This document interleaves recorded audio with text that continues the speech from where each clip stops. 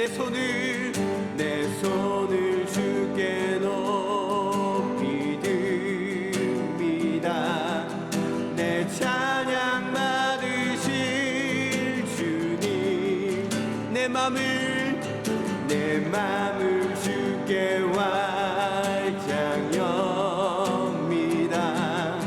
내 찬양 받으실 주님, 함께 하시고 우리의 마음 문을 열어주셔서 그 말씀에 아멘으로 화답하며 우리의 삶에 크고 놀랍고 비밀한 일들이 일어나게 해달라고 이 시간 같이 한 목소리로 기도하며 나아가시도록 하겠습니다. 기도하겠습니다.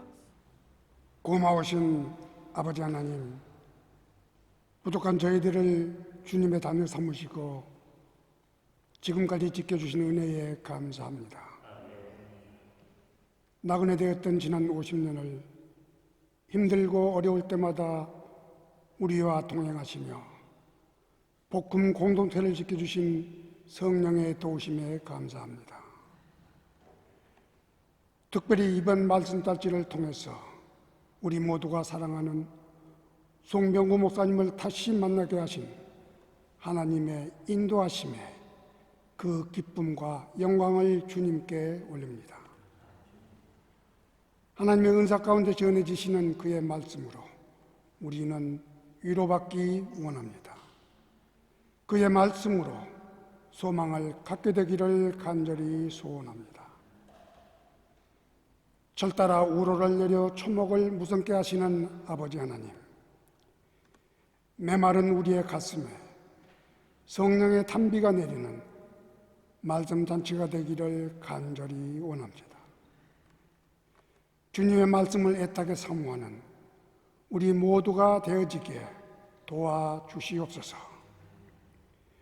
모든 일에 감사하는 마음이 절로나게 하시고 하나님께서 기뻐 보시는 집회가 되도록 인도하여 주시옵기 원하옵나이다. 예루살렘이 어려울 때마다 수호신의 모습으로 지켜주시던 아버지 하나님, 이 말씀잔치를 통해서 주님께 간절히 바라옵기는 우리의 공동체에서 예언하는 자녀들이 나오게 하시고 환상을 보는 청년들이 넘치게 하실 것이며 꿈을 꾸며 소망을 담은 우리들이 되어지기를 간절히 소원합니다. 두 번째 말씀단지 순서를 주님께 의탁하옵고 모든 말씀 우리 주 예수 그리스도의 이름으로 기도합니다. 아멘.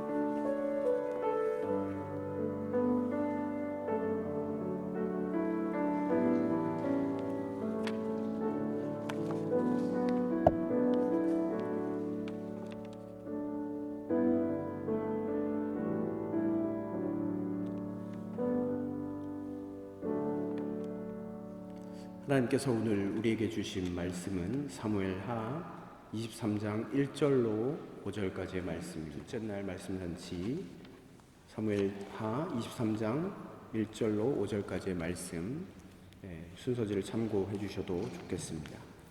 봉독하겠습니다.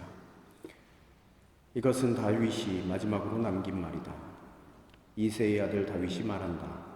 높이 일으켜 세움을 받은 용사 야곱의 하나님이 기름 부어 세우신 왕 이스라엘에서 아름다운 시를 읊는 사람이 말한다. 주님의 영이 나를 통하여 말씀하시니 그의 말씀이 나의 혀에 담겼다. 이스라엘의 하나님이 말씀하셨다. 이스라엘의 반석께서 나에게 이르셨다. 모든 사람을 공의로 다스리는 왕은, 하나님을 두려워하면서 다스리는 왕은 구름이 끼지 않은 아침에 떠오르는 맑은 아침 햇살과 같다고 하시고, 비가 온 뒤에 땅에서 새싹을 돋게 하는 햇빛과도 같다고 하셨다. 진실로 나의 왕실이 하나님 앞에서 그와 같지 아니한가. 하나님이 나로 더불어 영원한 언약을 세우시고 만사에 아쉬움 없이 잘 갖추어 주시고 견고하게 하셨으니 어찌 나의 구원을 이루지 않으시며 어찌 나의 소원을 들어주지 않으시랴. 아멘. 네, 오늘 둘째 날 우리 송병구 목사님 나와 주실 때 우리 어제 목사님께서 이렇게 할렐루야로 인사를 하셨는데 우리 한번 해볼까요? 할렐루야. 네, 이렇게 인사하도록 하겠습니다. 우리 목사님 나오실 때 할렐루야로 인사하겠습니다. 할렐루야.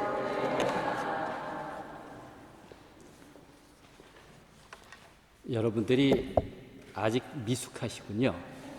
자, 손을 좀 높이 드세요. 그냥 끝까지 드셔야지. 요렇게 어중간하면은 안 됩니다. 끝까지 높이 드시고, 그다음에 별이 쏟아지듯 손을 흔들면서 할렐루야. 참 아름답죠? 네.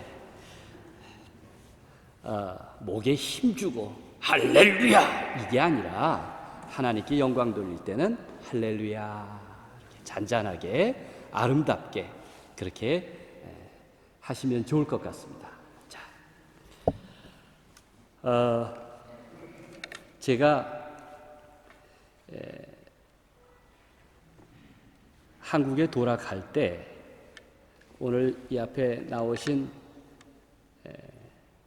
최태호 집사님이 그런 얘기를 했습니다. 저한테 목사님 제 환갑 때 오실 거죠? 네.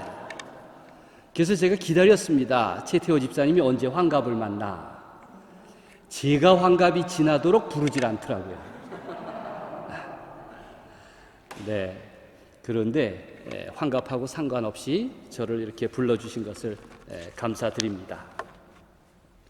어제는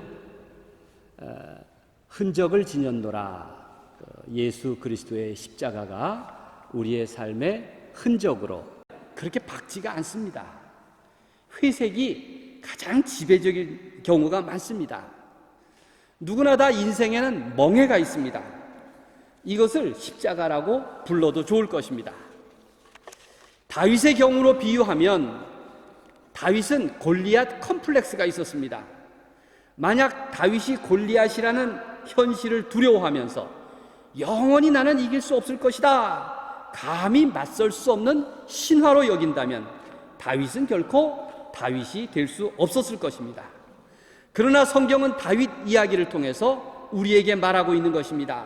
하나님을 믿는 믿음을 지녔다면 그런 거인의 신화, 우상의 신화를 버려라. 내 앞에 골리앗, 내 안에 있는 골리앗을 결코 두려워하지 말아라. 그렇게 성경은 우리에게 말씀하고 있습니다. 왜 다윗이라고 두려움이 없었을까요? 다윗에게는 믿는 구석과 믿는 중심이 있었습니다. 여러분들도 잘 생각해 보십시오. 믿음이라고 다 똑같은 믿음이 아닙니다.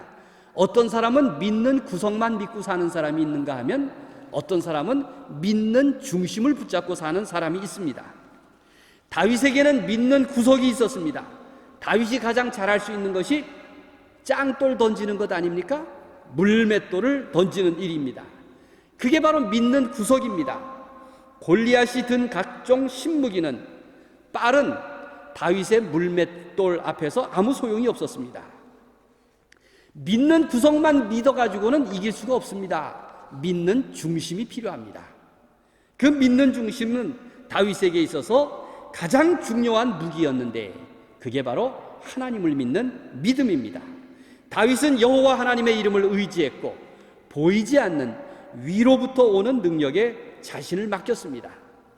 여러분이 믿는 구석은 뭡니까? 믿는 구석이 있는 사람은 자기 실력 혹은 자기 나이, 자기 재산, 자기 자식, 자기의 강함, 경험, 빽 이런 것들을 자랑합니다. 그러나 결코 믿는 구석이 전부일 수가 없습니다. 분명히 믿으시길 바랍니다. 우리에게 필요한 것은 믿는 구석보다 훨씬 강한 믿는 중심입니다. 그것이 바로 여러분이 믿는 하나님 신앙인 것을 분명히 깨달으시기를 바랍니다. 다윗은 골리앗이라는 힘의 논리에 사로잡히지 않고 하나님께 사로잡힌 믿음을 가지고 맞섭니다. 다윗의 도전은 결코 무모한 것이 아니었습니다. 정확히 현실을 꿰뚫어 본 것입니다. 거인의 약점을 보았고 자신의 강점을 살렸습니다. 하나님을 향한 믿음으로 상대방을 본 것입니다. 우리는 지나치게 강함을 숭배하고 힘의 우상에 주눅이 듭니다. 현실 정치를 보면 잘 알 수 있습니다. 사람들은 더 세고 든든한 강함을 추구합니다. 권력 지상주의를 추종합니다. 물질 만능을 우상화합니다. 그 결과 하나님을 믿는 중심에서 믿는 구석으로 내다버립니다.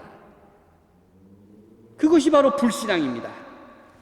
예레미야서를 보면 예레미야 1장에서 선지자 예레미야의 소명 기록을 볼 수 있습니다. 예레미야는 하나님의 부르심에 즉각 사양을 합니다. 슬프도소이다 주 여호와여 나는 아이라 말할 줄을 알지 못하나이다. 그 위대한 선지자 예레미야가 하나님의 선지자로의 부르심에 대해서 즉각 사양하다니 놀라운 일이 아닙니까? 주여 보소서 나는 아이라 말할 줄을 알지 못하나이다. 선지자로 살기에는 말주변이 너무 없다는 변명을 했습니다. 여러분, 하나님 앞에서 어린 것이 말 못한다는 것이 거절할 변명거리는 아닐 것입니다. 예전에 어린 나이에도 불구하고 사무엘은 순종을 했고 모세는 나이가 80살이 되었음에도 불구하고 말할 줄 못한다고 변명을 했습니다. 우리는 자주 변명하지 않습니까? 어리다고 혹은 이제 와서는 나이가 너무 많다고 숱하게 변명을 하고 삽니다. 제 경우에 어린 나이에 목회자가 됐습니다. 25살에 문수산성교회 담임전도사가 되었습니다. 어린 나이에 목회자가 되니까 그게 굉장한 약점처럼 느껴졌습니다. 나이가 어리든 많든 사실 두려운 마음이 들면 그게 다 약점입니다. 어린 나이만 두려워하지 않고 연세가 많은 분들도 두려워할 수 있습니다. 그러나 하나님의 관심은 사람들의 관심사와는 달랐습니다. 하나님은 사람의 기준에 맞추지 않습니다. 하나님은 반드시 사람의 기준이 아니라 하나님의 필요에 맞추는 분이심을 여러분 분명히 믿으시길 바랍니다. 하나님의 관심은 사람들의 관심사와 다르기 때문입니다. 어느 원로 목사님이 이런 얘기를 합니다. 자기가 23살에 목회를 시작했는데 나이 드신 교인들이 기도를 할 때마다 자기를 가리켜서 어린종 하더랍니다. 참 귀가 따갑게 들었답니다. 그래서 이제 나이 40줄이 되어서 이젠 어린종 소리 안 듣겠거니 이젠 바뀌지 않으려나 했더니 이번에는 젊은 종 하더랍니다. 그래서 스스로 생각하길 나는 언제쯤 어른종이 되나 그랬는데 금방 은퇴하고 말았답니다. 나이가 들고 보니까 옛날 어린종 하던 때가 얼마나 행복했는지 알 수가 없다고 그렇게 고백했습니다. 문제의 실체는 나이가 어린 것이 아니었습니다. 사람에 대한 두려움이었습니다. 나이가 많은 것도 아닙니다. 사람에 대한 두려움이 있다면 그것은 홀로 서기가 쉽지 않습니다. 쉐렌 키에르케고르라는 철학자가 이런 말을 했습니다. 인생은 40부터가 아니다. 인생은 100세부터도 아니다. 인생은 십자가로부터다. 이렇게 말했습니다. 인생은 십자가로부터 시작한다는 것을 분명히 깨달으시기를 바랍니다. 위대한 선지자 예레미야도 사람을 두려워했습니다. 하나님은 어린 예레미야에게 힘을 주시면서 말씀하십니다. 너는 사람 때문에 두려워하지 말아라. 내가 너와 함께하여 너를 구원하리라. 너는 사람을 두려워하지 말아라. 내가 너와 함께 하겠다. 다윗이든 예레미야든 그들의 위험이나 명예나 십자가에는 오직 하나님이 함께 하심으로써 감당이 가능했습니다. 그러기에 여러분, 성경은 큰 문제에 부딪힐 때마다 두려워하지 말아라, 담대하라 이렇게 말씀하십니다. 담대함은 두려움이 없는 상태 아닙니까? 사실 두려움이 없는 사람이 세상에 어디 있습니까? 세상에 걱정과 두려움이 없는 사람은 단 한 사람도 없습니다. 그러기에 우리는 내 믿음을 훈련해야 합니다. 다윗이든 예레미야든 그들은 믿음을 연단하고 그리고 훈련하였습니다. 하나님은 내게 담대하라, 담대하라고 말씀하십니다. 이런 말이 있습니다. 생각이 말이 된다. 말이 행동이 된다. 행동이 습관이 된다. 습관이 성격이 된다. 성격이 운명이 된다. 무슨 소리입니까? 내 안에 부정적인 생각, 의심, 두려움, 이런 마음이 들면 빨리 뽑아내야 됩니다. 자꾸 그런 생각들이, 그걸 말로 표현한 것들이 점점 습관이 되고 또 성격이 되고 마침내는 운명이 되고 만다는 것입니다. 그것이 습관과 성격이 되면 정말 부정적인 사람이 돼서 고칠 수 없는 병이 됩니다. 다윗의 경우는 아주 모범적이었습니다.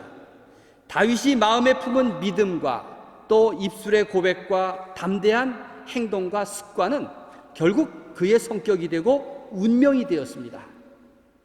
만약 제 힘으로 살아간다고 생각하는 사람에게는 하나님의 은혜가 있을 수가 없습니다.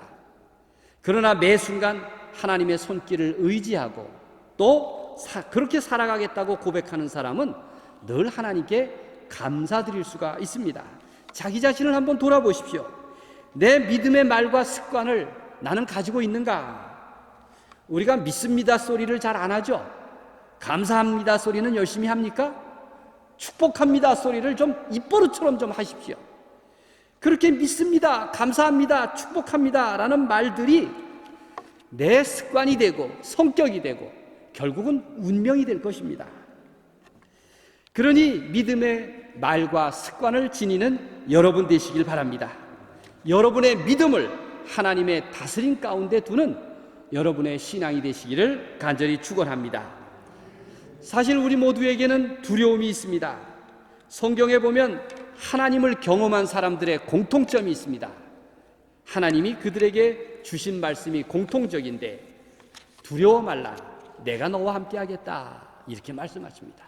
두려워하지 말아라, 내가 너와 함께 하겠다.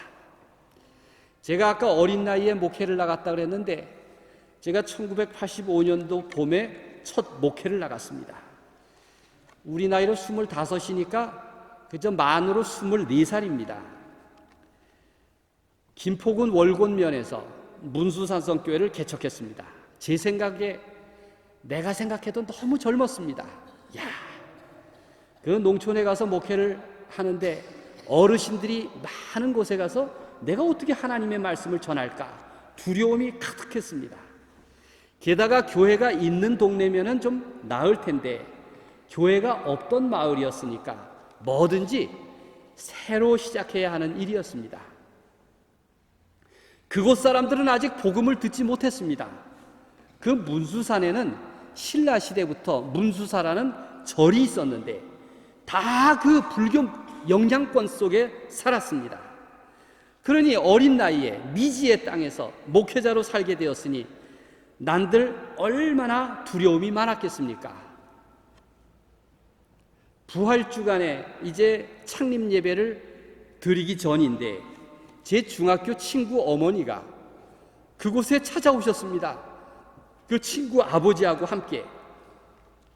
아버지는 교회도 안 다니는 분인데 아들 친구가 뭐 교회를 시작한다고 하니까 격려하실 겸 방문하신 겁니다. 두 분이 저를 앉혀놓고 얼마나 안쓰러워하는지 아직도 두 분이 이 말씀을 하신 것이 생생하게 기억이 납니다. 세상이 얼마나 악하면 너 같은 것이 목회를 다 하니, 이렇게 말했어요. 세상이 얼마나 악하면 너 같은 게 목회를 다 하니. 그때 제가 깨달았습니다. 제가 목회자가 된 것은 세상이 악하기 때문입니다. 세상이 악해서 제가 목회자가 됐구나 하는 마음이 들었습니다.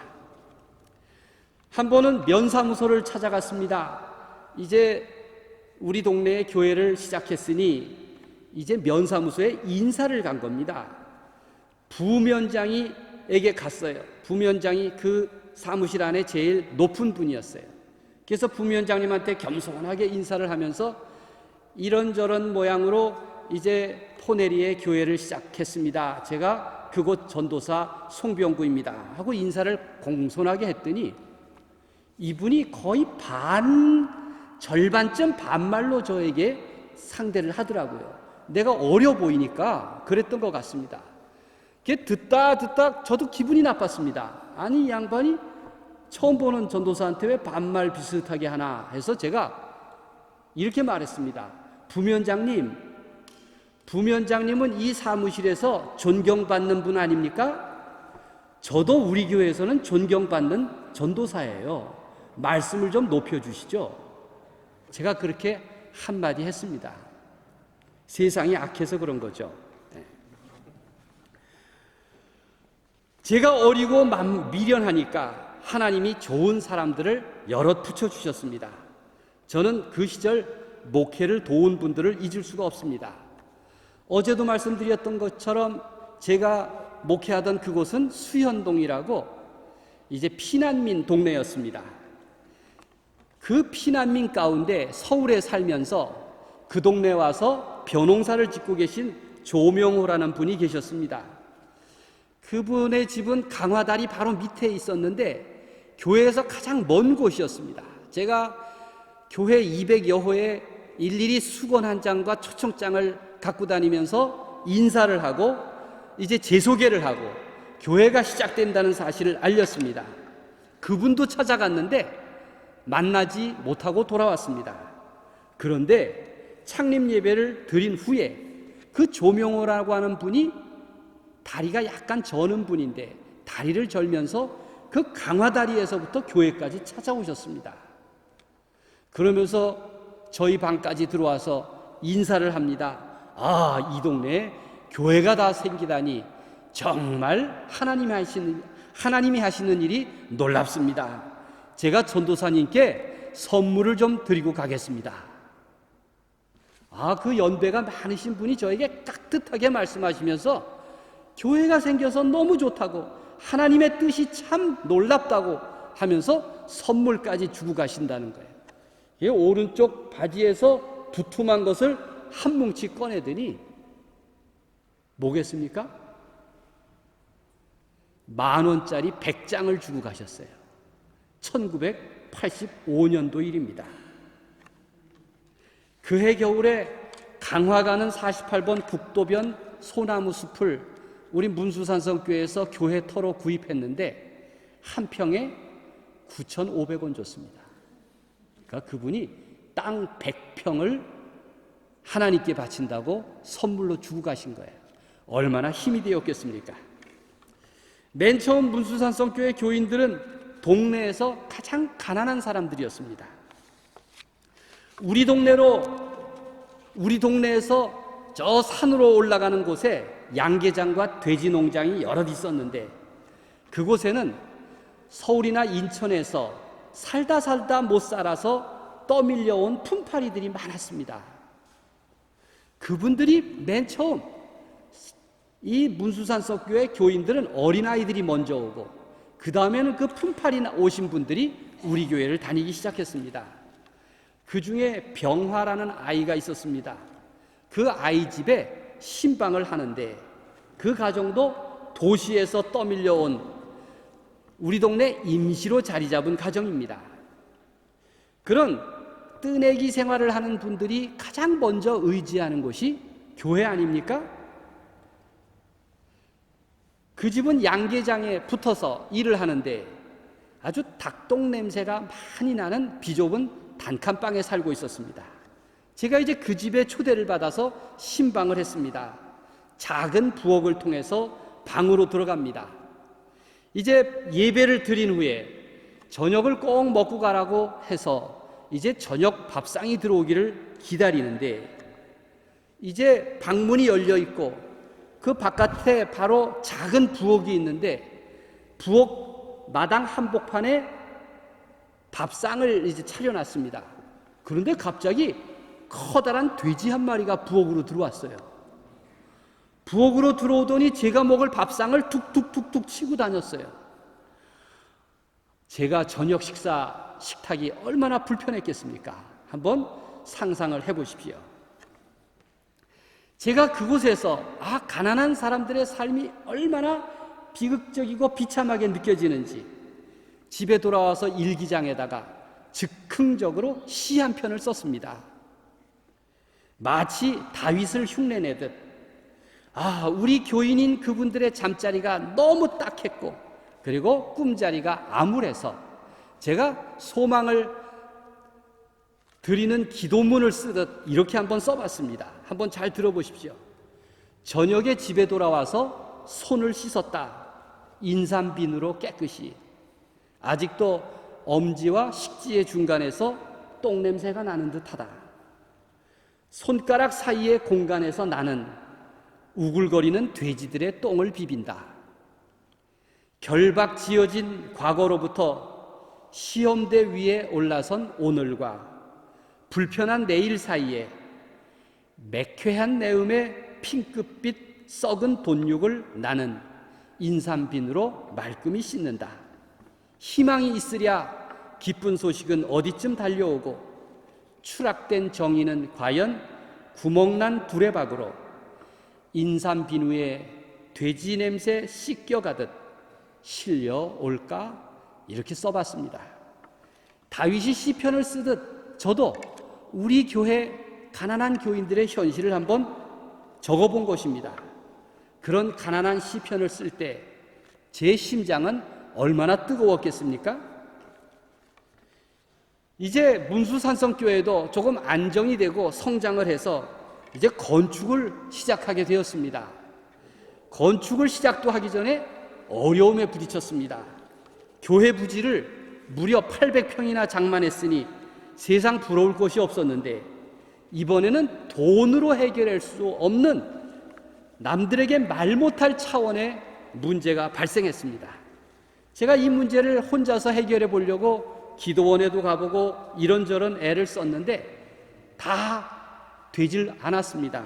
그래서 이제는 할 수 없이 교인들도 다 알게 되었으니 교인들과 함께 풀어보려고 개척 이후 처음으로 철야기도회를 열게 되었습니다. 그 철야기도회에 모두 13명이 참석을 했습니다. 전도사만 빼고는 다 여자들이었습니다. 그 시절 철야기도회는 밤 11시부터 시작해가지고 밤을 꼬박 세우는 것이 철야기도회입니다. 초짜 전도사가 밤새 기도회를 인도한다는 것이 얼마나 어려운 일이겠습니까? 하나님께서 지혜를 주셨는데 제가 이렇게 제안을 했습니다. 이제 12명의 여성들에게 우리 차례로 돌아가면서 가장 좋아하는 찬송가를 먼저 한 장 부르고 그리고 여러분들 그동안 살아오면서 가장 어려운 시절 이야기를 하나씩 해봅시다. 그리고 같이 위에서 중보기도 합시다. 그렇게 한 사람, 두 사람, 12사람까지 차례대로 이야기하기로 하고 그리고 맨 나중에 마지막에 제가 이제 이야기를 하고 싶었습니다. 그 여성들의 이야기를 다 듣고 나서 제 어려운 이야기를 하려고 했던 겁니다. 세상에 12분의 이야기를 다 들으면서 어쩌면 사람 사는 모습이 이렇게 똑같을 수 있나? 하나도 다르지 않았습니다. 모두 비슷비슷한 아픔이 있었습니다. 저마다 자기 살아온 이야기를 진솔하게 고백하면서 거기에 모인 12명 저까지 많이 울었습니다. 많이 울고 격려했습니다. 제일 큰 어려움이 뭔지 아십니까? 여성들이니까 시집살이가 가장 큰 서름이었습니다. 남편에게 매맞은 이야기들을 많이 했습니다. 찢어지게 가난한 사연, 무엇 하나 풀어내기 어려운 밑바닥 삶, 그 농촌 속사정의 이야기들을 그날 밤새도록 듣고 또 울었습니다. 저는 그 밤에 들었던 12명의 사연을 이렇게 요약해 봤습니다. 우리 교인들의 처지는 첫째, 찢어지는 가난이 문제구나. 둘째는 여성들이 겪고 있는 이 아픔이 문제구나. 세 번째는 우리 동네가 피난민촌인데 이산 가족들이 된 이 피난민의 그리움, 이게 문제구나. 이걸 내 목회의 주제로 삼아야겠다. 그렇게 중심과제로 삼게 되었습니다. 제 목회의 중심과제가 첫째, 찢어진 가난한 사람들을 잘 대우해야겠다. 가난한 사람들의 형편을 잘 공감하면서 살아야겠다. 두 번째는 그 아픔과 서름이 많은 여성들의 문제. 그리고 세 번째는 우리 민족의 분단, 평화로운 통일, 이산가족의 아픔. 이걸 제 목회의 주제로 삼아야겠다. 그게 제 첫 목회, 이듬해의 생각입니다. 그렇게 마음을 먹고 지금까지 37년 동안 목회를 해왔는데 꼭 잘했다는 얘기는 아닙니다만 흉내를 내려고 노력을 했습니다. 여러분들 만약 이런 철야 기도회를 함께 하신다면 과연 나는 가장 어려운 시절 이야기를 뭐로 할까? 한번 생각해 보십시오. 나는 가장 어려웠던 시절 이야기를 뭐라고 이야기할 수 있을까?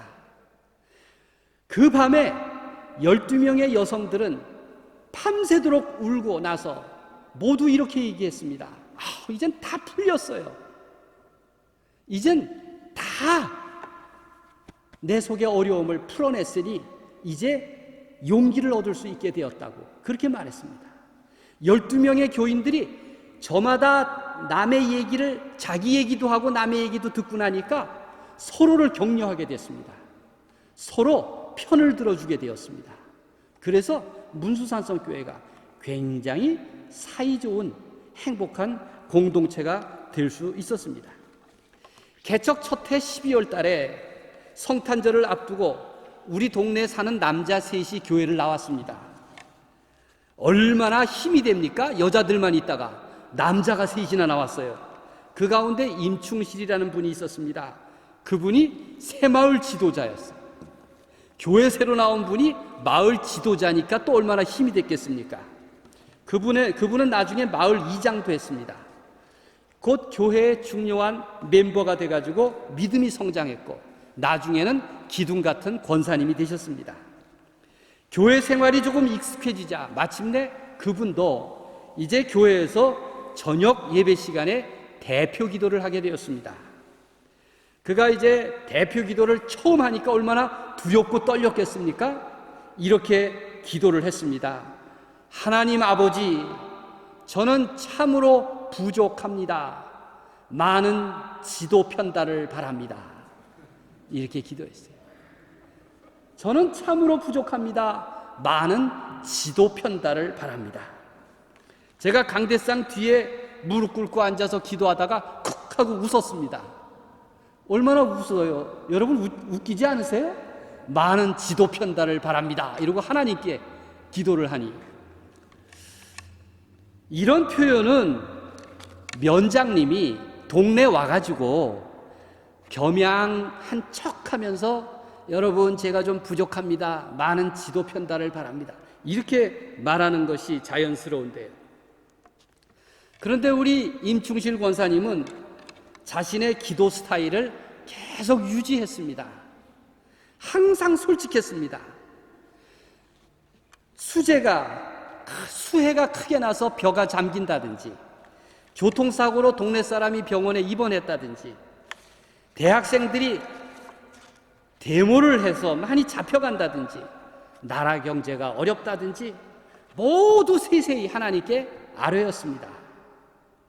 그래서 참 임충실 권사님은 기도를 잘하는 분이 되었습니다. 저는 그분에게 하나님 나라의 앵커맨이라고 그렇게 별명을 붙여드렸습니다. 그는 자신의 기도 속에서 십자가를 부둥켜 안고 살았습니다. 그가 기도를 잘할 수 있었던 것은 저는 분명히 확신합니다. 하나님의 지도 편달을 잘 받았기 때문입니다. 제가 문수산성교회를 떠난 지 27년이 되었는데 지금도 그 교회는 저나 제 후임 목회자에게 햅쌀을 택배로 배달해 줍니다. 그만큼 아주 화목한 교회가 되었습니다. 첫 목회지에서 24살부터 34살까지 10년 동안 목회를 했습니다. 그리고 나서 어디로 왔습니까? 28년 전에 바로 여기로 온 겁니다. 여러분, 여기 오니 전부 삼촌뻘 되는 분, 큰 형님 되는 분들만 여기 계시더라고요. 어머니 같은 분, 누님 같은 분들이 여기 다 계시더라고요. 저는 그래도 양반이죠. 이요한 목사님의 경우는 어떻습니까?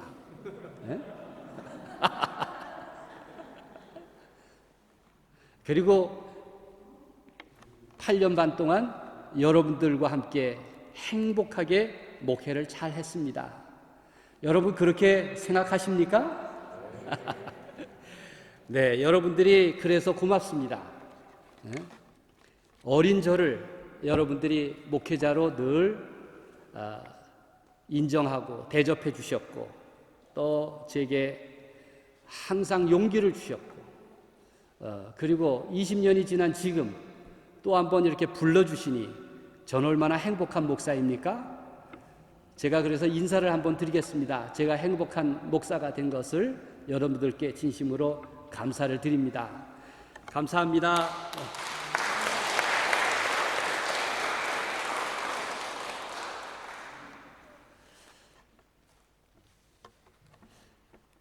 저는 문수산성교회에서 10년 동안 어린 나이와 늘 씨름을 했습니다.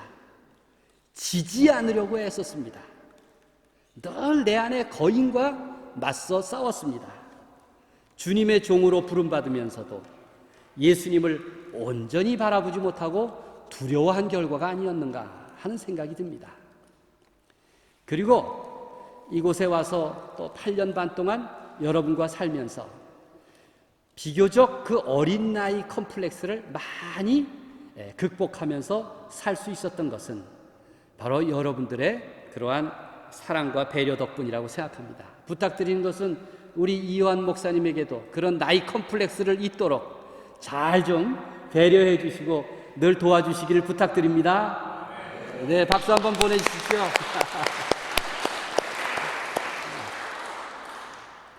다윗은 지상에서 가장 아름다운 노래를 만든 사람입니다.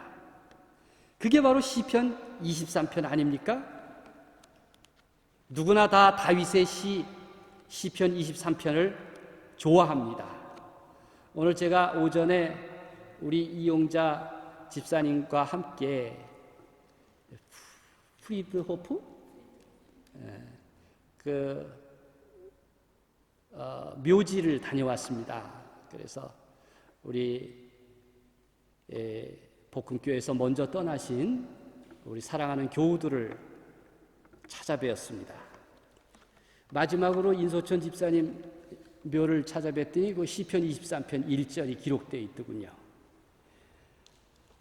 여호와는 나의 목자시니 내가 부족함이 없으리로다. 이 시편 23편은 노래 잘하는 자 다윗의 대표곡이고 18번지고 또 애창곡입니다. 그는 시편 23편 4절에서 이렇게 노래했습니다. 함께 읽어볼까요? 시작. 내가 사망의 음침한 골짜기로 다닐지라도 해를 두려워하지 않을 것은 주께서 나와 함께 하심이라. 주의 지팡이와 막대기가 나를 안위하시나이다. 이 시는 성경의 주제입니다. 주께서 나와 함께 하심이라. 하나님이 나와 함께 하신다. 이게 성경 전체의 주제입니다. 구약과 신약을 막론하고 특별히 예수님께서 이 땅에 오신 사건을 임마누엘이라고 하지 않습니까? 임마누엘이 바로 우리와 함께 하시는 하나님이라는 뜻입니다. 제가 2002년 봄에, 그러니까 이 복음에서 목회를 마치고 귀국하던 그해 봄, 평양을 다녀온 것 기억하십니까? 네, 여러분들께서 후원을 해주셔서 제가 평양을 방문한 적이 있습니다. 남북 관계가 가장 좋던 시절인데 독일교회 대표단과 또 우리 한인교회 협의회 대표단, 저는 통일특별위원장으로서 이렇게 동행하게 되었습니다. 제가 북한을 방문하면서 결심을 했습니다. 내가 거기 가서 절대 겁을 먹지 말아야겠다. 절대 두려워하지 말아야겠다. 아주 자연스럽게 행동하자. 더더군다나 독일 사람들과 함께 가고 내가 그분들을 또 안내도 해야 되는 입장에서 담대하게 행동할 이유가 있었습니다. 게다가 내가 나이가 42살인데 뭘 겁먹을 게 있나, 이런 생각도 들었습니다. 평양에 머물던 8일 동안 조선 그리스도교 연맹 이정로 부장과 그리고 관광총국 박광 지도원과 늘 동행을 하게 됐습니다. 여러 가지 해프닝을 겪으면서 제가 이분들하고 말을 편하게 섞는 사이가 되었습니다. 놀랍게도 북한 사람들도 여러 차례 밥을 함께 먹으니까 정이 들더라고요. 박광 지도원은 저보다도 나이가 10살이나 아래인 사람인데 그는 그리스도교 연맹에 소속되지는 않았지만 늘 우리 일행을 따라다니면서 독일 사람들을 도와서 통역을 했습니다. 하루는 이렇게 낭랑구역에 있는 어느 가정교회에서 예배를 드렸습니다. 큰 방 안에는 북한 사람들, 또 독일 손님들, 독일에서 간 한인 교민들이 모였습니다. 모두 같은 북한 찬송가를 가지고 찬양을 하고 또 서로 돌아가면서 특송을 불렀습니다. 이제 마지막 찬송을 부른 후에 저 한가운데 있는 독일 목사님의 축도로 예배를 마치기로 했습니다. 마지막 부른 찬송이 525장 돌아와 돌아와였습니다. 우리 한국 찬송가는 후렴구가 집을 나간 자여 어서와 돌아와 어서와 돌아오라, 이렇게 되어 있죠? 여러분이 잘 아십니다. 그런데 북한 찬송가는 좀 다릅니다. 버린 자식이여 어서와 돌아와 어서와 주께 오소. 버린 자식이여, 집을 나간 자여가 아니라 버린 자식이여 어서와 주께 오소, 이렇게 기록되어 있습니다. 자, 우리가 이제 찬송을 다 불렀습니다. 예배를 마치고 나니까 그제서야 이 박광 지도원, 저보다 10살이 아래라는 요 박광 지도원이 눈에 띄었습니다. 방이 비좁아서 그 사람이 들어오지 못한 채 문턱 밖에서 서성거리고 있었습니다. 제가 미안한 마음이 들었습니다. 큰 소리로 박 지도원 왜 거기 서 있는 거요? 어서 이리로 들어오시오. 그렇게 아는 척을 했습니다. 그랬더니 이 친구가 머리를 극적극적거리면서 뭐라고 말했는 줄 아십니까? 그렇다면 내가 버린 자식이란 말이군요. 이렇게 말하더라고요. 내심 찬송가를 가사를 다 듣고 있었던 모양입니다. 더더군다나 자기 자신이 버린 자식이라는 말이 가슴에 닿았던 것 같습니다. 여러분, 그렇습니다. 내가 버린 자식이라는 마음을 품는다면 이미 하나님께 조금씩 가까이 다가가는 증거가 아닐까, 저는 그렇게 믿습니다. 이제 독일로 돌아오기 전에 사흘 전쯤 제가 이정로와 이 박광에게 부탁을 했습니다. 내가 독일로 돌아가는데 알다시피 평양에서는 우리 교인들에게 선물할 물건을 도무지 구할 게 없다. 그러니 여러분들이 우리 교인들을 위해서 선물을 좀 해주는 셈치고 도와달라, 이렇게 말했습니다. 그랬더니 무슨 얘기냐 묻습니다. 시 한 편을 평양말로 옮겨갔으면 좋겠다, 그렇게 제안을 했습니다. 그랬더니 그분들이 선뜻 그렇게 해보자고 그렇게 응해 주었습니다. 처음에는 이런 부탁이 가능할까 싶었는데 용기를 내어서 제안을 했더니 효과가 있었습니다. 그래서 성경 23편을 설명을 해 주었습니다. 여기다가 시편 23편을 적고 여기에다가는 여러분들이 이걸 읽고 평양말을 여기다 옮겨보라고 그렇게 제안을 한 겁니다. 여러분, 이정로라는 조선 그리스도교 연맹 부장과 박광이라는 관광총국 지도원에게 성경을 읽어주고 설명을 해줬어요. 여러분, 쉽지 않은 일 같죠? 예? 여호와는 나의 목자시니, 여호와는 어떤 분이고 나의 목자는 무슨 뜻이고, 이걸 일일이 다 설명을 해줬습니다. 그리고 나서 한 절 한 절 평양말로 옮기도록 그렇게 부탁을 한 겁니다. 평양 방언으로 시편을 옮기는 것은 외국어를 번역하는 것보다 훨씬 어려운 작업이었습니다. 시편 23편을 한 절 한 절 설명해주고 적당한 평양말 단어를 찾고 문맥을 조금 있다가요 흐름에 어울리도록 꾸몄습니다. 이게 주일 밤부터 시작해서 돌아오던 화요일까지 공항에 돌아오는 그 버스 안에서까지 열심히 작업을 했는데 딱 3절 옮겼습니다. 우리는 호텔에서도 식당에서도 길을 걸으면서도 구절구절 궁리했고 그리고 번번이 낄낄거렸습니다. 여러분, 제가 이 두 사람이랑 얼마나 가까워졌는지 지금도 제가 새벽 기도회 때 제 기도 카드에 두 사람의 이름이 적혀 있어요. 주님, 이 사람들을 다시 만나게 해주십시오.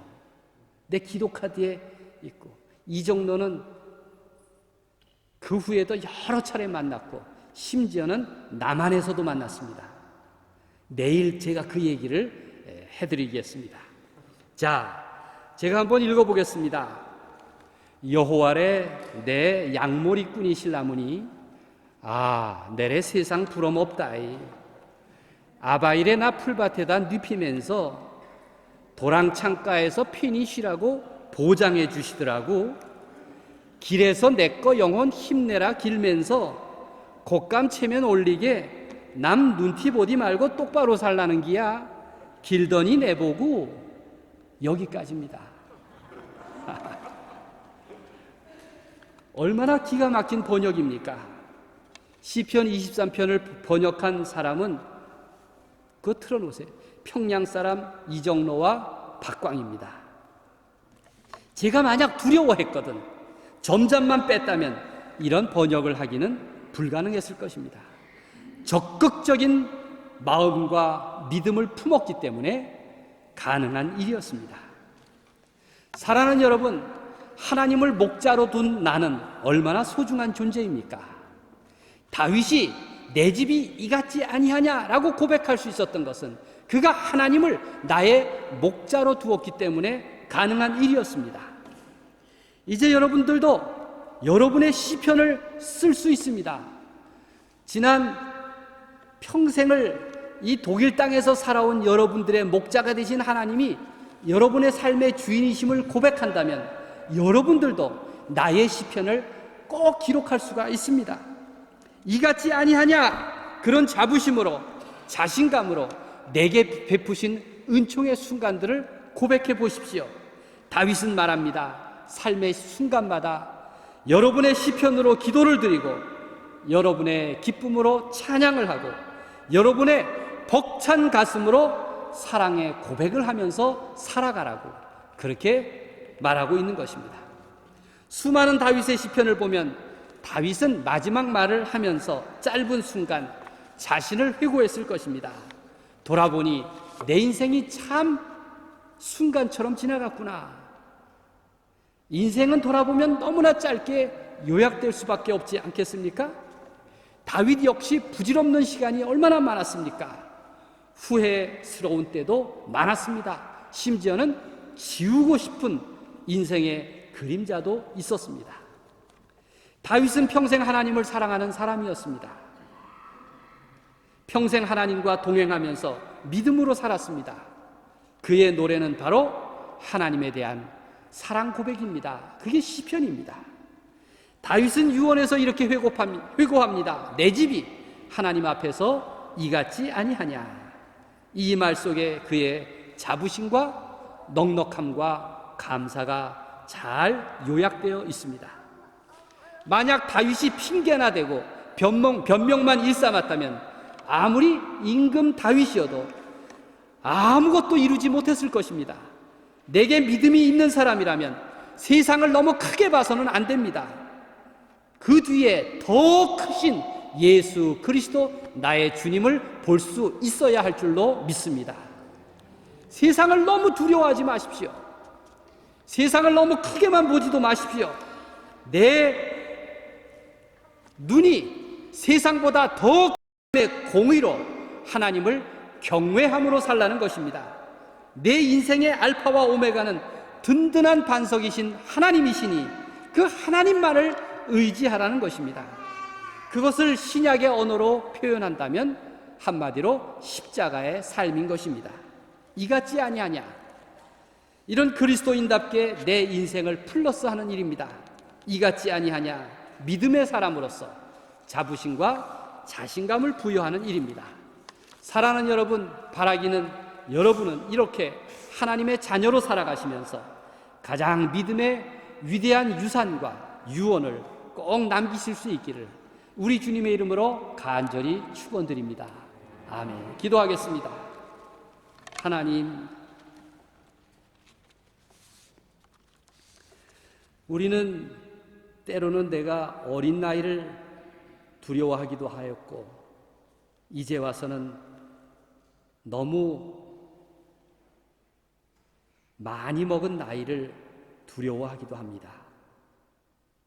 그러나 인생은 100세부터도 아니고 20살부터도 아니라 바로 십자가로부터 시작된다는 것을 믿습니다. 주님, 나를 도와주시옵소서. 내 연약함, 내 아픔, 내 삶의 가난함, 그 모든 순간순간 내 인생을 더해주시고 플러스 하시는 하나님의 은총을 힘입을 수 있도록 도와주시기를 원합니다. 그리하여 매 순간 나의 시편으로 기도를 드리고 나의 기쁨으로 찬양을 하고 내 벅찬 가슴으로 주님을 향해 사랑을 고백할 수 있도록 인도해 주시기를 원합니다.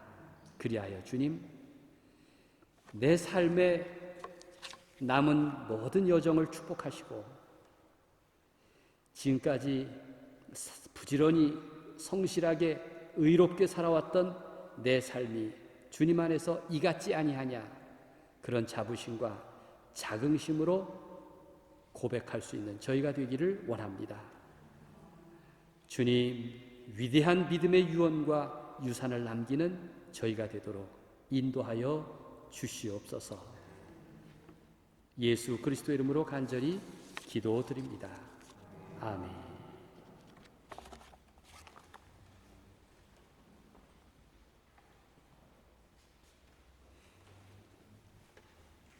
이제는 우리 주님 예수 그리스도의 은혜와 하나님의 넉넉하신 사랑과 내 삶과 길을 인도하시며 사랑하는 가정을 돌보게 하셨고 평생 독일에서